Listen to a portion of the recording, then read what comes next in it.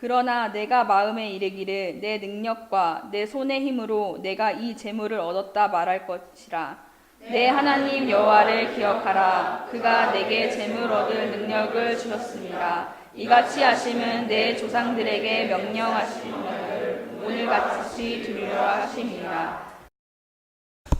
네, 오늘 말씀을 참 길게 읽었는데, 이 말씀을 본문으로 정하면서 이 본문 자체가 사실은 모세의 설교다 보니까 사실은 이 본문을 읽는 것으로 사실은 충분히 우리에게 주시는 음성이 있다는 생각이 들어서 길지만 처음부터 끝까지 다 함께 봉독했습니다. 오늘 주보가 조금 잘못 나왔는데 오늘 말씀의 제목은 40년의 광야학교라는 주제로 여러분들과 함께 말씀을 나누고자 합니다. 인생은 학교의 연속입니다. 하나님은 모든 것이 합력하여 선을 이루게 하신 분이시죠. 그래서 나라는 사람을 다듬어 가시기 위해서 하나님은 우리에게 끊임없이 학교로 보내시는 것 같습니다. 학교, 즉 훈련입니다. 그런데 하나님이 사람을 키우기 위해서 보내시는 학교가 있는데 그것이 바로 광야 학교입니다.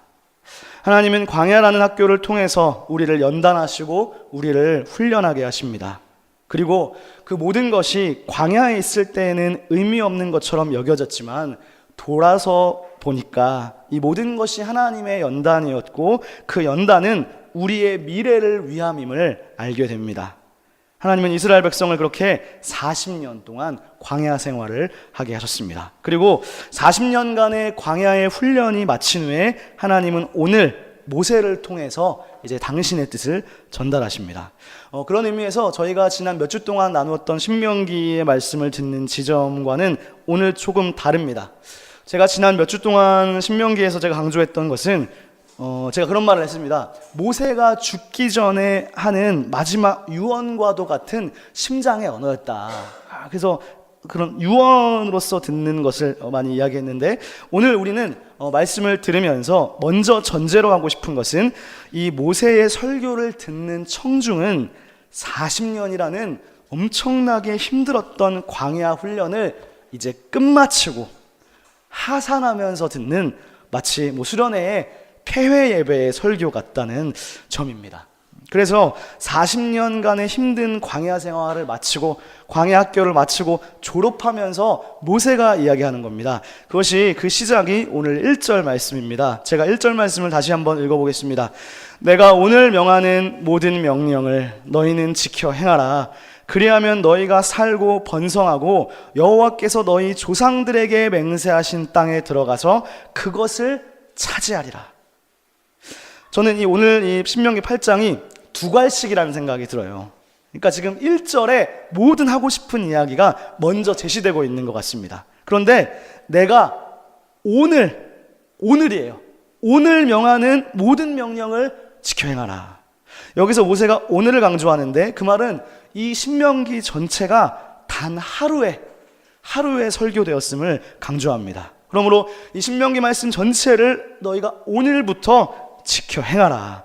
그러면 너희가 살고 번성할 것이라는 아주 단순한 약속을 우리에게 주십니다. 아주 단순하고 명확한 진리입니다. 그런데 하나님이 오늘 모세를 통해서 이것을 말씀하시는데 그 오늘을 지나서 2절로 넘어가 보시면 2절에 40년이라는 낱말이 나옵니다. 그러므로 이것을 통해서 우리는 이 모세의 설교가 듣는 백성에게 힘든 훈련을 마치고 그 힘든 과정과 과거를 되돌아보는 순간임을 알게 됩니다. 그것이 바로 40년이라는 언어입니다.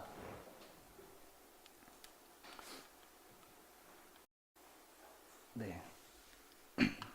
여러분, 40이라는 숫자가 성경에서 어떤 의미를 지닐까요?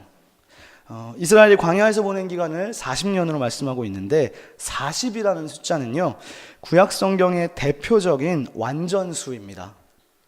고대 근동의 사람들은 땅이 동서남북 네 방향의 정사각형에 가까운 형태라고 생각했기 때문에 이미 고대 근동 세계에서 4라는 숫자는 완전함을 뜻했습니다. 한국 사람에게 4는 불길한 숫자이지만 고대 근동에서는 완전수로 보았습니다. 근데 거기에 다른 완전수인 10을 곱하면 40이 되는데 그런 의미에서 이 40이라는 숫자는 전혀 모자랄 것이 없는 완전한 충만함을 의미합니다. 그래서 그런지 이 구약 성경은요, 40이라는 상징 숫자를 아주 즐겨 사용합니다. 노아의 홍수가 며칠 동안 있었습니까? 40일 있었습니다. 그죠? 최근에 우리 전사님께서 출산을 하셨는데, 이스라엘에서 산모는 레위기에 따르면 아들을 낳았을 때 40일을 쉬게 되어 있습니다. 그리고 딸을 낳았을 때는 40의 2배수인 80일을 쉬게 되어 있습니다. 사무엘상 17장에서 골리앗은 이스라엘과 40일을 대치했고요. 엘리야가 호렙산에 갈 때 40일이 걸렸다고 성경이 말합니다. 예언자 요나는 니느웨가 40일 뒤에 무너진다고 예언했습니다. 이처럼 40은 성경에서 상징수로, 완전한 상징수로 주로 사용됩니다. 특히 40년은요, 인간에게 주어진 완전한 시간이에요. 그래서 이스라엘 백성이 광야에서 40년을 보냈고요. 다윗과 솔로몬은 40년을 통치했습니다. 출애굽 이후에 솔로몬이 예루살렘 성전을 짓기까지 성경이 480년이 걸렸다고 했는데, 이 480년이라는 숫자는 완전수 40에 12를 곱한 숫자입니다. 그뿐만이 아닙니다. 40은요, 신약에도 이어집니다. 예수님이 공생애를 시작하시기 전에 광야에서 금식하신 시간이 40일이었고, 부활하신 다음에 승천하실 때까지 40일을 이 땅에 계셨다고 성경이 말씀합니다. 이런 40이라는 숫자는 그래서 완성의 숫자라고 할 수 있습니다. 그 40이라는 숫자가 가진 문자적인 의미를 넘어서 이 40은 하나님이 행하시는 완전함을 의미합니다. 그런 의미에서 신명기도요, 40이 많이 나옵니다. 신명기를 기록한 날짜가 신명기 1장 3절을 읽어보면 출애굽 40년째라고 언급하고 있고요. 그리고 앞으로 보게 될 9장 이하에서 모세가 십계명을 받기 전에 산에 머무른 기간을 신명기는 40일이라고 언급합니다. 그리고 신명기 25장에는 죄 지은 사람에게 태형을 할 때 그 매질의 숫자를 40대로 제한하는데, 그 이유는 40이면 충분하기 때문인 것 같습니다. 그런 의미에서 이스라엘 백성이 40년간 광야 생활, 광야 훈련을 했다는 것은 하나님이 보시기에 그 훈련 기간을 온전히 다 채웠다는 뜻인 것 같아요. 단순히 문자적인 40년을 넘어서. 근데 여러분, 이 40년은 절대로 짧은 시간이 아닙니다. 그렇죠?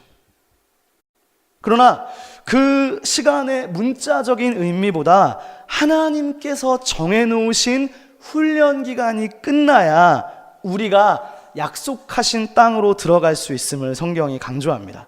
그런 의미에서 저와 여러분들에게 하나님이 정해놓으신 광야의 훈련 기간은 아마 각자가 다 다를 것입니다.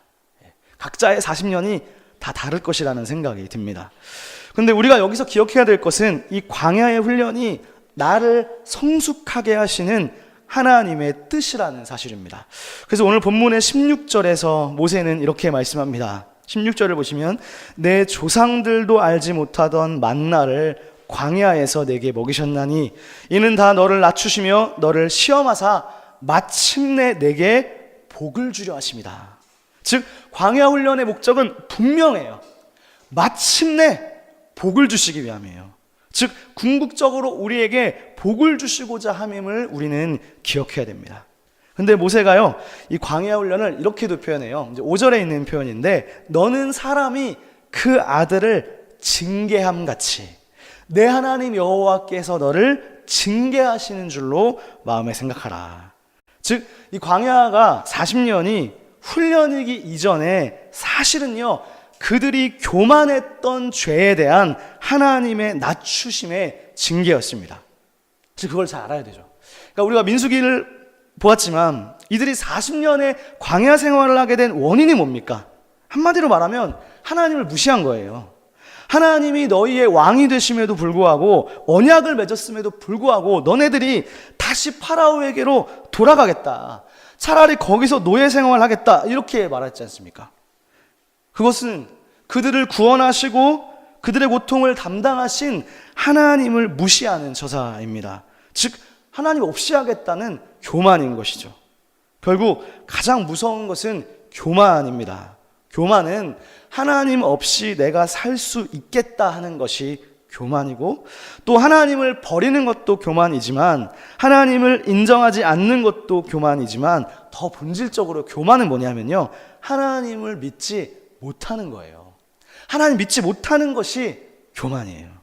뭐를 믿지 못하나요? 이런 거예요. 나의 이 위기의 상황을 하나님은 구출할 능력이 없어. 그게 교만이에요. 그래서 교만의 특징이 뭐냐? 교만한 자의 특징이 뭐냐? 기도를 안 합니다. 기도를 안 하는 거예요. 기도를 안 하는 것보다 사실 더 큰 교만은 없는 것이죠. 기도 안 하고 하는 것은 사실 다 교만인 것이죠. 그래서 우리에게 닥친 이 고난은 교만에 대한 하나님의 징계일 수가 있어요.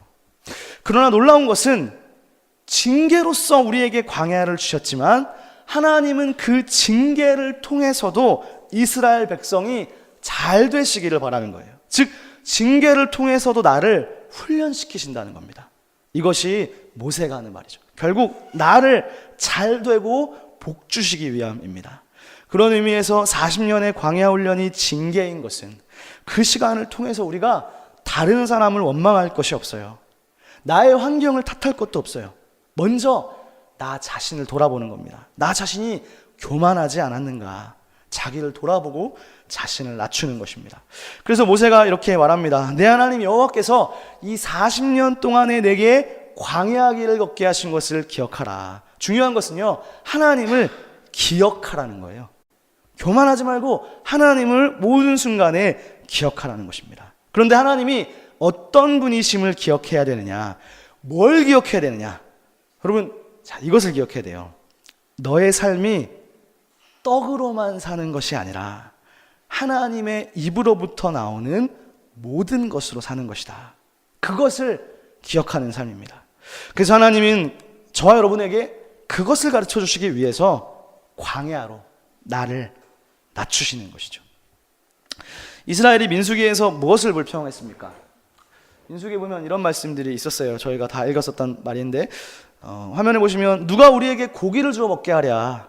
우리가 애굽에 있을 때에는 생선도 먹고 오이도 참외도 부추 많은 맛있는 거 먹었던 것이 생각나는데 애굽으로 돌아가는 것이 낫지 아니하랴. 이에 서로 말하되 우리가 지휘관을 세우고 다시 애굽으로 돌아가자. 이렇게 이야기했어요. 결국 이것을 잘 보시면 이들은요, 기초적인 욕망에 사로잡혀서 이 기초적인 욕망을 네가 채워주지 못하면 나는 돌아가겠다 이겁니다. 즉 그렇게 생각해보면 모세는 지금 이 백성들의 기초적인 1차적 욕망을 채워주지 못하고 있는 거예요. 사실 이들이 지금 하늘 양식이라 불리는 만나를 먹고 있음에도 그러는 거예요. 그 말은 뭐냐? 만나가 하늘 양식이었어도, 이게 엄청난 기적이었어도 시간이 지나니까 아무렇지도 않게 돼버리는 거예요. 참 인간은 그런 존재인 것 같습니다. 저만 봐도 그런 것 같아요. 우리가요, 기적을 경험했어도, 내가 지난 인생에서 하나님을 뜨겁게 체험했어도, 만나라는 거를 봤어도 사람은 시간이 지나면 그게 다 일반화가 되는 것 같아요. 그래서 누군가가 그랬어요. 하나님이 진짜 함께 하시는 것 같아. 내가 여기 와서 잘 됐어. 시온의 교회 와서 잘 됐어. 누가 그런 말을 해요. 근데 사실 그 감정을 믿을 수 없습니다. 금방 잊어버려요. 여러분이 더 잘 아시지 않습니까? 즉 과거보다 오늘 현재 지금 내가 하나님을 바라보고 있는가, 그것이 중요한 것입니다. 그래서 하나님이 그거를 깨닫게 하시려고 이스라엘 백성을 광야로 몰아내셨습니다. 그들의 교만을 꺾으시기 위함입니다. 이 신명기 8장에서 제가 찾아보니까 하나님이 이스라엘을 낮추셨다는 말이 총 3번 나와요. 2절에 방금 나왔고요. 그 다음에 3절에도 나와요. 3절을 보시면 낮춘다는 말에 한번 밑줄을 그어보세요. 너를 낮추시며 너를 줄이게 하시며. 그 다음에 16절에 한 번 더 나오는데 내 조상들도 알지 못하던 만나를 광야에서 내게 보이셨나니 이는 다 너를 낮추시며. 성경은 이 낮춤이라는 주제에 대해서 다양하게 말씀하는 것 같습니다. 제가 몇 구절만 한번 찾아봤는데, 첫 번째는 한나의 기도에 있어요. 한나가 이런 말을 해요. 하나님은 인간을 여호와는 가난하게도 하시고 부하게도 하시며 낮추기도 하시고 높이기도 하신다. 인간을 낮추기도 하신다는 거예요. 근데 여기서 중요한 것은요, 하나님이 낮추는가 아니면 내가 나를 낮추는가, 이게 중요한 관건이에요. 예수님도 그런 말씀하셨거든요. 누구든지 자기를 낮추는 자를 내가 높일 것이다. 그러니까 성경의 중요한 원리는 자기 자신을 스스로 낮출 때 하나님이 높이시는 겁니다. 그렇다면 비극은 뭐냐? 비극은 내가 나를 낮추는 게 아니고 하나님이 나를 낮출 때 비극이 찾아와요.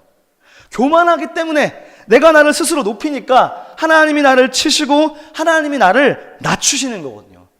그때는 정말 힘든 거예요. 알잖아요, 민수기. 이스라엘의 40년의 낮춤의 기간이지 않았습니까? 그러나 반대로 인간이 자기 자신을요 스스로 낮추면, 그럴 때는 그 사람이 악인일지라도 하나님의 자비를 입습니다. 악인이어도 하나님의 사랑을 입는 거예요. 그래서 자기 자신을 스스로 낮추는 하나님 앞에 겸손해야 하는 것이 성경에서 참으로 중요합니다. 왕상에 이런 말씀이 있습니다. 아합이 아주 악인이었죠. 아주 유명한 악인입니다. 이 모든 말씀을 들을 때에 그의 옷을 찢고 굵은 배로 몸을 동이고 금식하고 굵은 배에 누우며 또 풀이 죽어 다니더라. 아합이 내 앞에서 겸비함을 내가 보느냐? 그가 내 앞에서 겸비함으로, 낮춤으로 내가 재앙을 너의 시대에 내리지 아니하고 그 아들의 시대에야 그 집에 재앙을 내리리라 하셨더라. 이 악한 왕이었던 아합이 회개하면서 자신을 낮추니까 하나님의 은혜가 임합니다. 성경은 이렇게 하나님 앞에서 우리가 겸손해야 함을 가르쳐 주십니다. 그런데 이스라엘이 스스로를 낮추지 못했던 것이죠. 그래서 하나님이 직접 자기의 아들 백성을 낮추시는데, 여기서 중요한 것은요, 하나님이 나를 낮추시고 징계하시지만 그 징계와 낮춤이 적어도요 언약 백성에게는 완전히 버림은 아니라는 점입니다. 하나님의 백성이기 때문에 그 낮춤과 징계는 마치 부모가 자식을 징계하는 것이지 자식을 완전히 끊어버리겠다는 뜻은 아닌 거예요.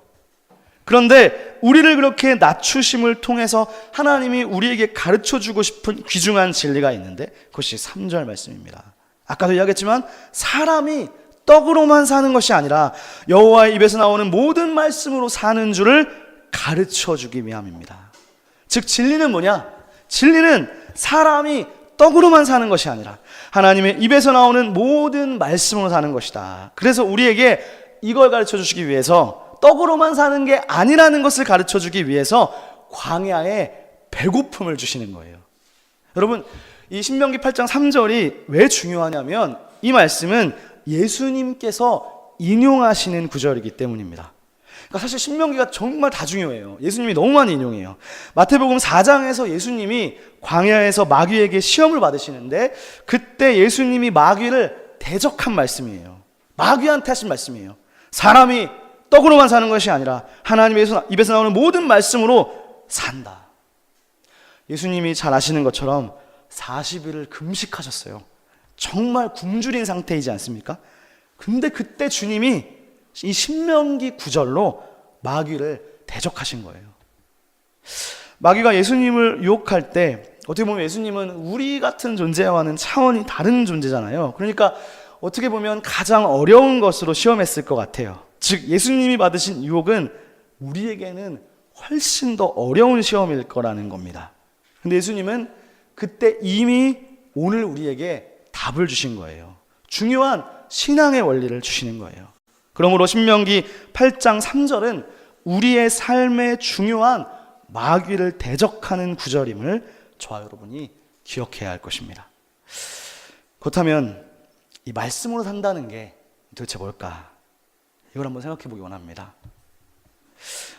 이거를요 좁혀서 생각해 보면 여러분 이렇게 생각할 수 있어요. 아, 성경 말씀을 잘 읽는 거구나.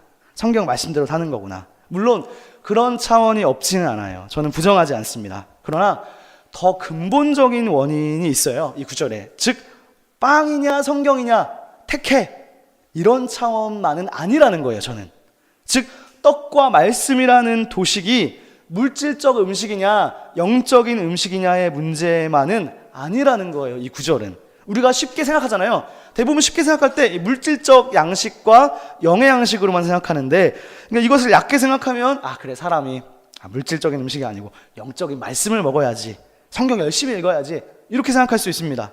물론 성경이 있는 것은 중요해요. 그 말 자체는 맞는 말입니다. 그러나 이 신명기 8장 3절의 말씀을 잘 맥락 속에서 읽어볼 필요가 있어요. 그런 의미에서 이 신명기 8장은요, 신약 성경의 예수님의 말씀과 연결해서 생각해 볼 수 있습니다. 자, 여러분, 떡으로만 살지 못한다. 신약에 어떤 사건이 떠오르시나요? 그 예수님 시험 받는 거를 제외하고 떠오르는 사건 있으세요?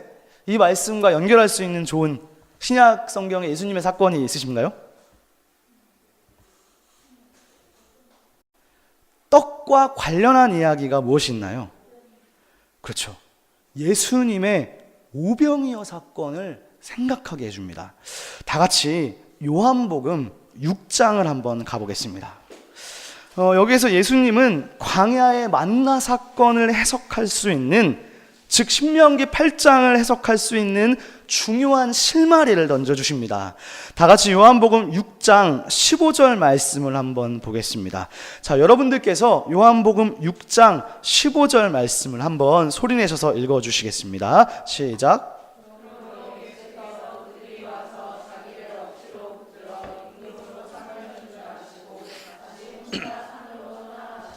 아멘. 자, 여러분, 이 구절이요, 오병이어 사건의 결론 구절이에요. 여러분, 오병이어 다 잘 아시잖아요. 예수님이 떡 5개와 물고기 2마리로 5,000명을 먹이신 거잖아요. 잘 아십니다. 그래서 제가 결론만 읽은 거예요. 근데 이 구약 성경은 사람이 떡으로만 살 것이 아니라고 했는데 예수님은 5,000명을 그 떡으로 먹여서 살리셨어요.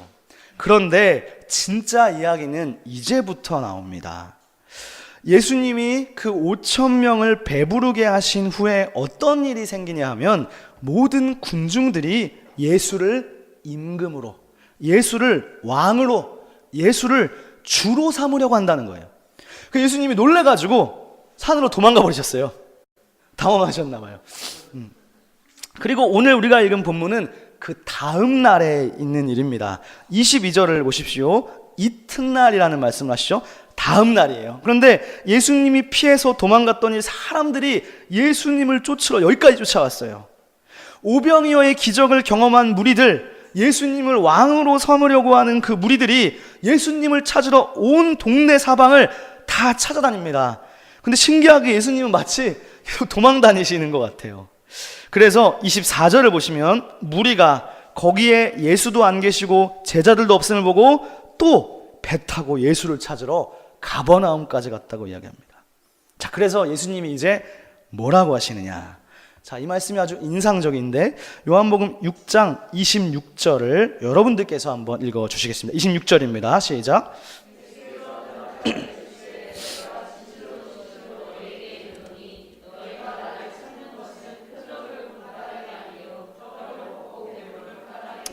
자, 여러분, 자, 이 말이 뭔가요? 자, 일단 이 말씀은 지금 예수님과 무리들 사이에 심각한 의사소통의 문제가 있는 것 같습니다. 즉, 군중이 생각하는 구원과 예수님이 주려고 하는 구원 사이에는 차이가 있습니다. 이 군중들이 예수를 따라온 이유는 명확합니다. 그것은 예수가 그들에게 자신들의 물리적인 배고픔을 해결해 줬기 때문입니다. 즉, 예수님의 표적을 봐서가 아니라 나를 배부르게 해줬기 때문이라고 예수님이 말씀하시는 거예요. 여러분, 예수님이요, 기적을 많이 행하신 것 같잖아요. 근데 사실 요한복음을 읽어보면 요한복음에서 예수님이 행하신 기적을 딱 세보잖아요. 그러면 떨어져요. 7개로. 7개밖에 안 나와요. 그러니까 엄청 기적이 많을 것 같은데 요한복음은 딱 7개만 말해줍니다. 즉, 그거는 명확한 의도가 있는 거예요. 그런데 그 더 큰 의도는 뭐냐? 요한복음은 기적을 기적이라 하지 않고 요한복음은 표적이라고 말씀합니다. 즉, 이 기적은 어떤 기적, 물리 법칙을 깬 기적 자체가 지금 중요한 게 아니라 예수님이 행하시는 기적이 무언가를 가리키는 표시, 표적이라는 거예요. 즉 단순 배고픔을 해결한 단순한 기적이 아니라 예수께서 어떤 분이신지를 분명히 보여주는 표시, 표적으로서의 이적입니다. 그런데 우리가 이거를 단순하게 읽으면 이 군중들이 표적을 경험하고 예수님을 왕으로 삼으려고 했으니까 여러분 왠지 잘하고 있는 것 같지 않습니까? 예수를 주로 삼는다는데 이거는 박수칠 일이잖아요. 그런데 예수님은 그 백성들의 속을 꿰뚫고 계셨어요. 그래서 말씀하는 거예요. 너희가 나를 따라온 이유는 너희가 배불렀기 때문이다. 내가 준 떡을 먹고 배불렀기 때문이라고 책망하시는 거예요. 그러면서 27절을 보면 예수님이 이렇게 얘기하십니다. 썩을 양식을 위하여 일하지 말고 영생하도록 있는 양식을 위하여 하라. 그리고 주님은 35절에서 이렇게 말씀하십니다. 예수께서 이르시되 나는 생명의 떡이다. 내게 오는 자는 결코 줄이지 아니할 터이요 나를 믿는 자는 영원히 목마르지 아니하리라. 즉 요한복음은 예수 자체가 하늘에서 내려온 살리는 떡이라는 거예요. 즉 여러분 신명기 8장하고 잘 연결해 보십시오. 모세는 너희가 떡으로만 살 것이 아니요 하나님의 입으로부터 나오는 모든 것으로 산다고 했습니다. 하나님의 입에서 나오는 거니까 이것은 토라, 신명기라고 할 수 있어요. 그런데 오늘 48절, 요한복음 48절을 보니까 내가 곧 생명의 떡이니라. 너희 조상들은 광야에서 만나를 먹었어도 죽었거니와. 지금 신명기 8장이랑 딱 연결되죠? 나는 하늘에서 내려온 살아있는 떡이니 사람이 이 떡을 먹으면 영생하리라. 내가 줄 떡은 세상의 생명을 위한 내 살이라 하시니라. 즉 나를 정말 살려주시는 것은 하나님이라는 거예요. 단순하죠. 그러니까요, 하나님이 주시는 떡이 아니라, 하나님이 주시는 밥이 아니라 그 밥을 하나님이 주시니까 사실은 하나님의 말씀이 나를 살리는 거예요. 즉 이 말은 하나님을 신뢰하라는 겁니다. 그리고 신약에서 예수가 곧 하나님이시죠. 그래서 예수님이 생명의 떡이신 겁니다. 그런데 군중들은 예수님을 왕으로 삼으려 했다고 하는데 예수님은 지금 명확히 꿰뚫어 보고 있어요. 그들은 이 오병이어의 표적이 예수께서 하늘에서 내려온 살아있는 떡임을 계시하시는 것은 모르고 깨닫지 못하고 예수님을 축소시켜서 그저 예수는 우리의 물리적 허기를 해결해 주는 정도로만 짧게 보는 것입니다. 그래서 이 요한복음 6장은요 신명기 8장과 반드시 연결할 필요가 있습니다. 예수님이 바로 생명의 떡이라는 이 이야기는 예수님의 표적으로 만들어진 떡을 먹는 사람과, 다시 말해볼게요, 예수님의 표적으로 만들어진 떡을 먹는 사람과 예수 자체가 떡이어서 예수님 자신을 생명의 떡으로 먹는 사람의 차이를 대조하고 있는 거예요. 즉 예수님 자체를 생명의 떡으로 먹지 않고 그저 예수가 주시는 떡을 먹는 자는 신명기가 말하는 그 떡이에요. 하나님을 믿지 않고 하나님 자체를 신뢰하지 않고 하나님의 입에서 나오는 말씀 자체를 신뢰하지 않고 하나님이 주시는 떡만 보고 따라가는 자예요. 즉 예수님이 만들어주시는 떡을 먹는 자는요 그저 1차원적 욕망 충족이 신앙생활의 궁극적 목표가 된 그런 사람입니다. 그러나 예수님 자신을 생명의 떡으로 먹는 자는 하나님께 순종함으로 원기를 공급받는 자입니다. 즉 예수라는 떡 자체를 먹는 사람은 예수가 살리는 떡이기 때문에 예수라는 떡을 먹는 자는 하나님 앞에서 영원히 산다는 거예요. 영생입니다. 이 당시나 오늘이나 사람들은 항상 그런 것 같아요. 지금 시대도 마찬가지인 것 같아요. 항상 나의 1차원적 욕망 충족 이상을 생각하지 못할 때가 많습니다. 특히 우리 한국교회 안에 이런 군중들이 많습니다. 뭐냐? 나의 욕망만 충족시켜 준다면 현재 자신의 영적 지도자가 아무리 잘못되어도 상관없다고 말해요. 병을 고쳐주고 나를 죽을 고비에서 건져주기만 하면, 나의 인생의 고달픈 길 위로와 그 소망만 주면 그 사람이 누구이든지 간에 그냥 나한테 만족을 주니까 상관없다고 말하는 것이 지금의 세상입니다.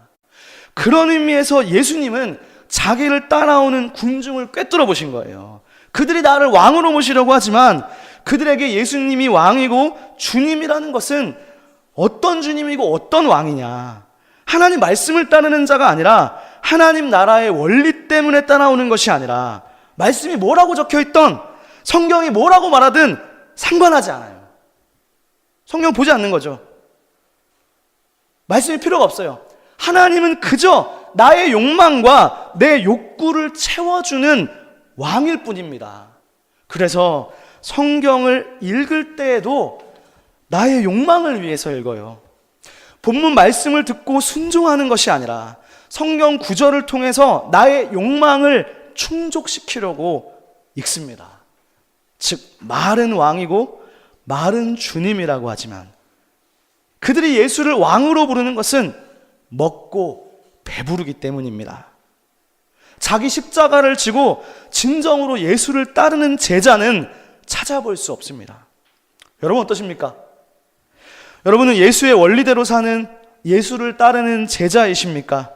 아니면 그저 나의 욕구를 채워주길 바라는 가짜 왕으로 삼는 그런 군중이십니까?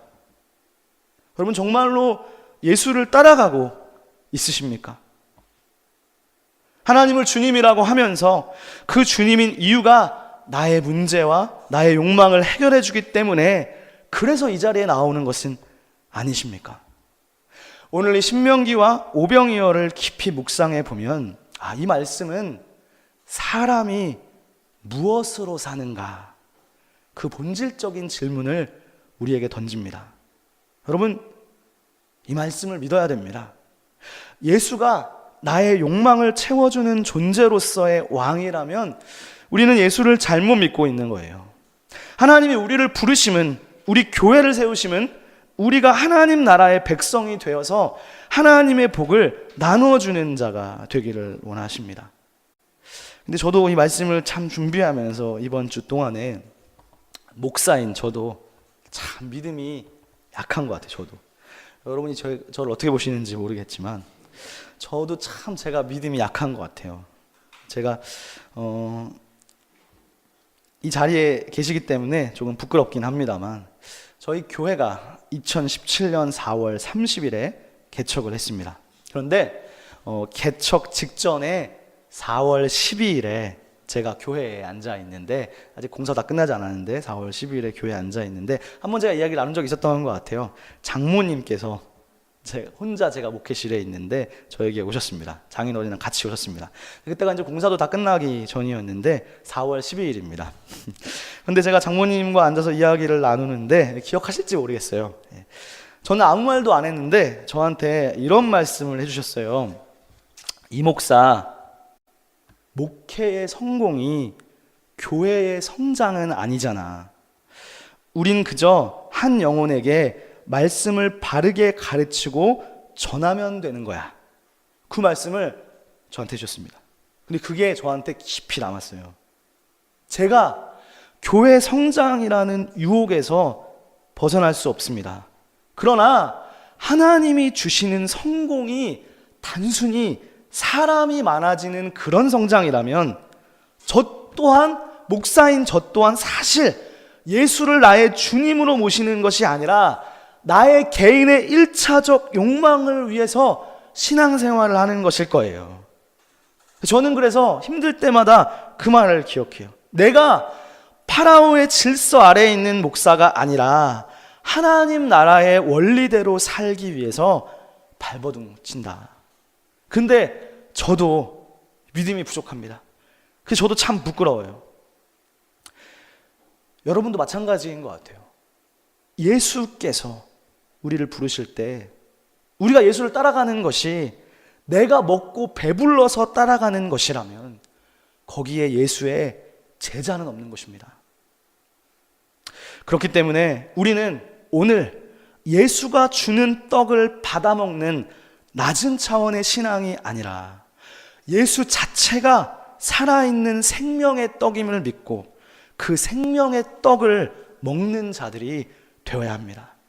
사랑하는 여러분, 그런 의미에서 사람이 떡으로만 사는 것이 아니라 하나님의 입으로부터 나오는 모든 말씀으로 사는 것임을, 그리고 그럴 때 진짜 사는 것임을, 또한 그런 자에게 가나안 땅을 차지할 것이라는 영생을 차지하게 될 것임을 믿으시기 바랍니다.